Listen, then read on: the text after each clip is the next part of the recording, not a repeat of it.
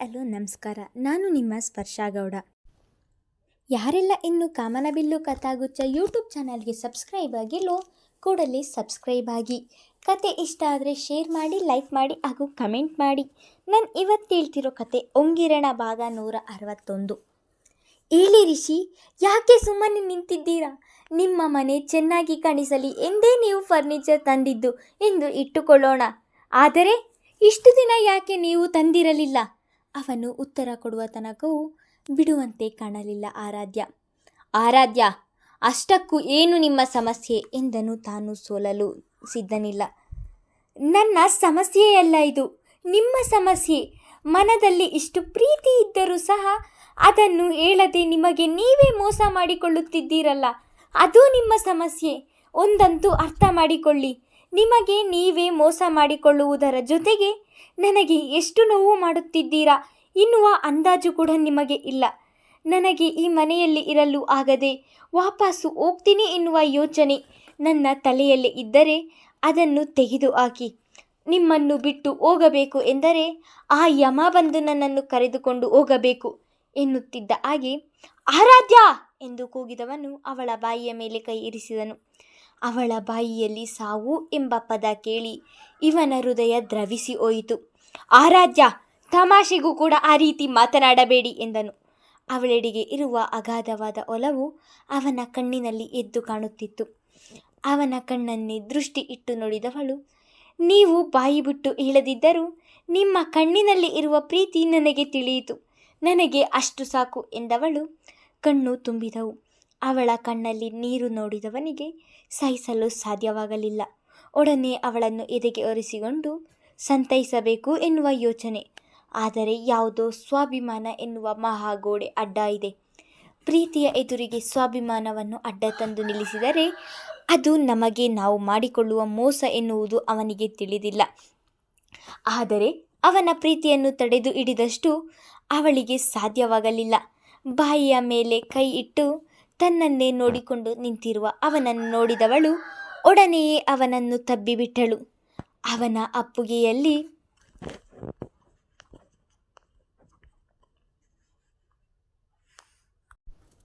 ನಡುಗುವ ಕೈಗಳಿಂದಲೇ ಅವಳ ಭುಜ ಹಿಡಿದವನು, ಆರಾಧ್ಯ, ನನಗೆ ಕೆಲಸ ಇದೆ ಎಂದನು.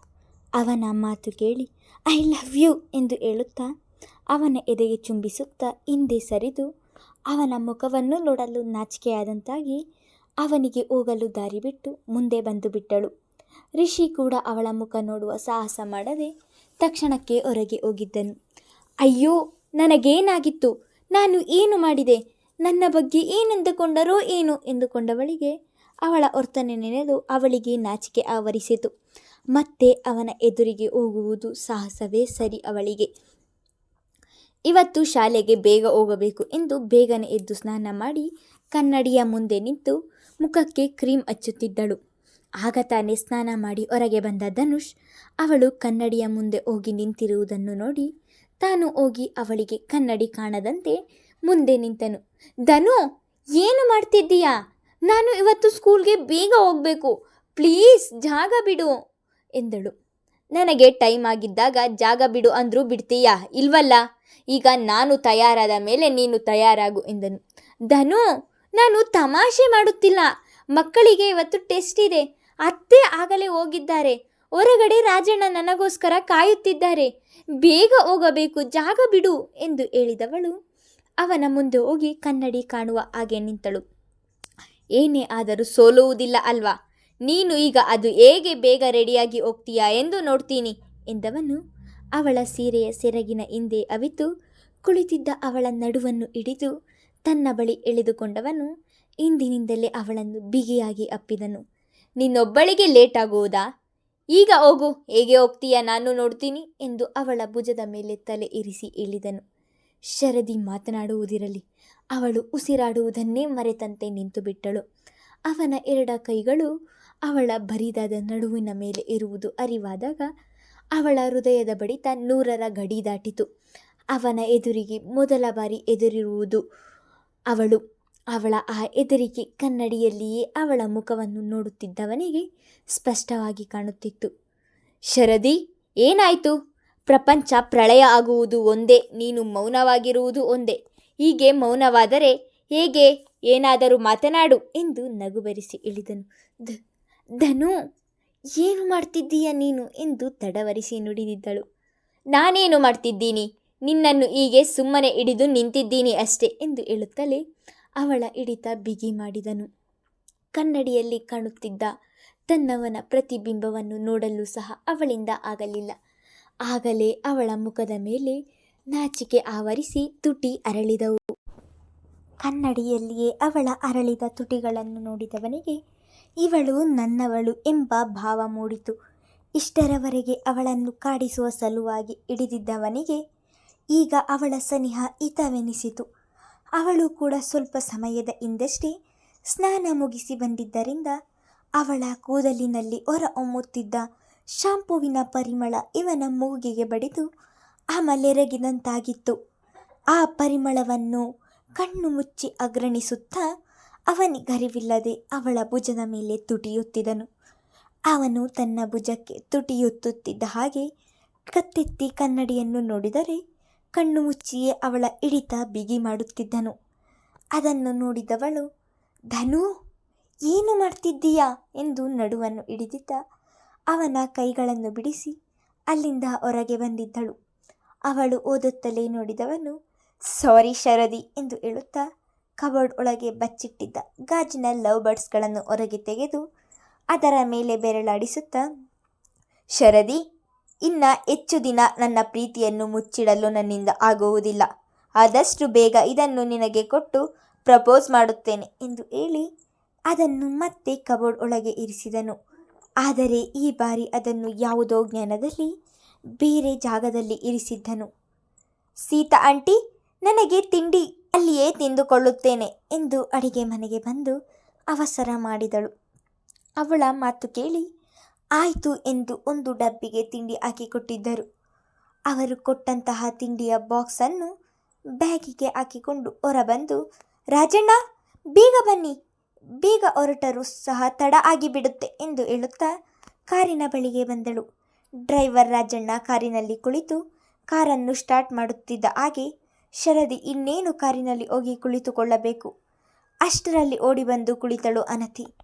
ತಾನು ಒಯ್ಯಬೇಕಾದ ಕಾರಿನಲ್ಲಿ ಅನತಿ ಕೂರುತ್ತಿರುವುದನ್ನು ನೋಡಿ ಆಶ್ಚರ್ಯ ಆಯಿತು ಶರದಿಗೆ. ಅನತಿ, ನೀನು ಸ್ಕೂಲಿಗೆ ಬರುತ್ತಿದ್ದೀಯಾ ಎಂದು ಅನುಮಾನದಲ್ಲಿಯೇ ಕೇಳಿದಳು. ಸ್ಕೂಲಿಗೆ ನಾನು ಯಾಕೆ ಬರಲಿ? ನಾನು ಕಾಲೇಜ್ಗೆ ಹೋಗುತ್ತಿದ್ದೇನೆ ಎಂದವಳು. ರಾಜಣ್ಣ, ನಡೀರಿ, ನನಗೆ ಲೇಟ್ ಆಗುತ್ತದೆ ಎಂದಳು. ಅವಳ ಮಾತು ಕೇಳಿದ ರಾಜಣ್ಣ ಹಿಂದೆ ತಿರುಗಿ ಶರದಿಯ ಮುಖ ನೋಡಿದರು. ಅನತಿ, ಇವತ್ತು ಸ್ಕೂಲಿನಲ್ಲಿ ಮಕ್ಕಳಿಗೆ ಟೆಸ್ಟ್ ಇದೆ, ನಾನು ಬೇಗ ಹೋಗಬೇಕು. ನೀನು ಇನ್ನೊಂದು ಕಾರಿನಲ್ಲಿ ಹೋಗಬಹುದಲ್ಲವಾ ಎಂದಳು. ನಿಮಗೆ ಕಣ್ಣು ಕಾಣಿಸುವುದಿಲ್ಲವಾ? ಅಲ್ಲಿ ನೋಡಿ, ನಾನು ಪ್ರತಿದಿನ ಕಾಲೇಜ್ಗೆ ಹೋಗುವ ಕಾರು ಟೈರ್ ಪಂಚರ್ ಆಗಿದೆ. ಡ್ರೈವರ್ ಆಗಲೇ ಆ ಕಾರಿನ ಟೈರನ್ನು ಪಂಚರ್ ಹಾಕಿಸಿಕೊಂಡು ಬರಲು ತೆಗೆದುಕೊಂಡು ಹೋಗಿದ್ದಾರೆ. ಅವರು ಬರುವ ತನಕ ನನಗೆ ಕಾಯಲು ಆಗಲ್ಲ, ನನಗೂ ಕೂಡ ಲೇಟ್ ಆಗುತ್ತದೆ ಎಂದಳು. ಆಗಲ್ಲ ಅನತಿ, ಅತ್ತೆ ಕೂಡ ನನಗೆ ಬೇಗ ಬಾ ಎಂದು ಹೇಳಿ ಹೋಗಿದ್ದಾರೆ ಎಂದಳು. ನೀವೇನು ಹುಟ್ಟಿದಾಗಿನಿಂದ ಕಾರಿನಲ್ಲಿಯೇ ಓಡಾಡುತ್ತಿದ್ದೀರಾ ಎನ್ನುವ ಹಾಗೆ ಮಾತನಾಡುತ್ತಿದ್ದೀರಲ್ಲ. ನಿಮಗೆ ಆಟೋ ಅಭ್ಯಾಸ ಇದೆಯಲ್ಲ, ಆಟೋದಲ್ಲೇ ಹೋಗಿ. ಇಲ್ಲ, ಹೇಗಿದ್ದರೂ ನಮ್ಮಣ್ಣ ಕಾರ್ಡ್ ಕೊಟ್ಟಿರುತ್ತಾನೆ, ಕ್ಯಾಬ್ ಬುಕ್ ಮಾಡಿಕೊಂಡು ಹೋಗಿ ಎಂದವಳು. ರಾಜಣ್ಣ, ಬೇಗ ಹೋಗಿ ಎಂದು ಹೇಳುತ್ತಾ ಇಳಿಸಿದ ಕಾರಿನ ಗಾಜನ್ನು ಮೇಲೇರಿಸಿ ಕುಳಿತಳು. ರಾಜಣ್ಣ ಅಸಹಾಯಕ ಸ್ಥಿತಿಯಲ್ಲಿ ಶರದಿ ಎಡೆಗೆ ನೋಡಿದರೆ ಕಣ್ಣಿನಲ್ಲಿಯೇ ಹೋಗಿ ಎಂದು ದೂರ ಸರಿದು ನಿಂತಳು. ಇಷ್ಟರವರೆಗೆ ಕೋಣೆಯಲ್ಲಿ ತನ್ನ ಗಂಡನ ವರ್ತನೆಯನ್ನು ನೆನೆದು ನಗುವಿನ ಅಲೆಗಳು ಎದ್ದು ಕಾಣುತ್ತಿದ್ದ ಮುಖದಲ್ಲಿ ಆಗಲೇ ಬೇಸರದ ಛಾಯೆ ಮೂಡಿತು. ಆ ಮನೆಯಲ್ಲಿ ಚಿಕ್ಕವಳು ಎಂದು ತಿಳಿದಿದ್ದ ಅನತಿ ಶರದಿಯ ಎದುರು ದೊಡ್ಡ ದೊಡ್ಡ ಮಾತನಾಡಿ ಹೋಗಿದ್ದಳು. ಅದನ್ನು ಸಹಿಸಲು ಸಾಧ್ಯವಾಗಲಿಲ್ಲ ಶರದಿಗೆ. ಎಷ್ಟೋ ಬಾರಿ ಇದು ನನ್ನ ಮನೆ, ನನ್ನ ಗಂಡನ ಮನೆ ಎನಿಸಿದ್ದರೂ ಅವಳಿಗೆ ಕೆಲವೊಮ್ಮೆ ಇಲ್ಲಿ ನನಗೆ ಯಾವುದೇ ಸ್ಥಾನ ಇಲ್ಲ ಎನಿಸುತ್ತದೆ. ಆದರೆ ಸ್ಪಂದನ ಅವರು ಅವಳ ಮೇಲೆ ತೋರುವ ಪ್ರೀತಿಯನ್ನು ನೆನೆದು ಅವಳಿಗೆ ಅವಳೇ ಸಮಾಧಾನ ಮಾಡಿಕೊಳ್ಳುತ್ತಾಳೆ. ಕಚೇರಿಗೆ ಹೋಗಲು ತಯಾರಾಗಿ ಹೊರಗೆ ಬಂದವನಿಗೆ ಅಲ್ಲಿಯೇ ನಿಂತಿದ್ದ ಮಡದಿ ಕಂಡಿದ್ದಳು. ಆಗಲೇ ತಡ ಆಗುತ್ತೆ ಎನ್ನುತ್ತಿದ್ದವಳು ಹೋಗದೆ ಇಲ್ಲೇ ಏನು ಮಾಡುತ್ತಿದ್ದಾಳೆ? ಕಾರು ಎಲ್ಲಿ ಹೋಯಿತು ಎಂದು ರಾಜಣ್ಣಿಗಾಗಿ ಕಣ್ಣಾಡಿಸಿದನು. ರಾಜಣ್ಣ ಕಾರು ಎರಡೂ ಕಾಣಲಿಲ್ಲ. ಶರದಿ ಎನ್ನುತ್ತಿದ್ದ ಹಾಗೆ ಅವಳ ತುಂಬಿದ ಕಣ್ಗಳು ಅವನಿಗೆ ಕಾಣುತ್ತದೆ ಎಂದು ಬೀರೆಡೆಗೆ ತಿರುಗಿ ಕಣ್ಣೀರು ಒರೆಸಿಕೊಂಡವಳು ಏನು ಎಂದಿದ್ದಳು. ಯಾಕೆ ನೀನು ಸ್ಕೂಲಿಗೆ ಹೋಗಲಿಲ್ಲವಾ? ರಾಜಣ್ಣ ಎಲ್ಲಿ? ನೀನು ಯಾಕೆ ಇಲ್ಲಿಯೇ ನಿಂತಿದ್ದೀಯಾ ಎಂದನು. ಅದು ಅನತಿಗೆ ಲೇಟ್ ಆಗುತ್ತೆ ಎಂದು ಕಾರಿನಲ್ಲಿ ಅವಳು ಓದಲು ಎಂದು ಬೇರೆಡೆಗೆ ತಿರುಗಿ ಇಳಿದಳು. ಹೌದಾ, ಸರಿ ಬಾ, ನಾನೇ ಸ್ಕೂಲ್ ಬಳಿ ಡ್ರಾಪ್ ಮಾಡಿ ಹೋಗುತ್ತೇನೆ ಎಂದನು. ಬೇಡ, ಇವತ್ತು ನಿನಗೆ ಮೀಟಿಂಗ್ ಇದೆ ಎಂದು ಹೇಳುತ್ತಿದ್ದೆ. ನನ್ನಿಂದ ನೀನು ಲೇಟಾಗಿ ಹೋಗುವುದೇನು ಬೇಡ, ನೀನು ಹೋಗು, ನಾನು ಆಟೋದಲ್ಲಿ ಹೋಗುತ್ತೇನೆ ಎಂದು ಹೇಳಿ ಅವನ ಮರು ಮಾತಿಗೂ ಕಾಯದೆ ಅಲ್ಲಿಂದ ಹೊರಟಿದ್ದಳು. ಶರದಿ ನಿಂತ್ಕೋ ಎಂದರೂ ಸಹ ನಿಲ್ಲದೆ ಗೇಟು ದಾಟಿ ಹೋಗಿದ್ದಳು. ಏನಾಯ್ತು ಇವಳಿಗೆ?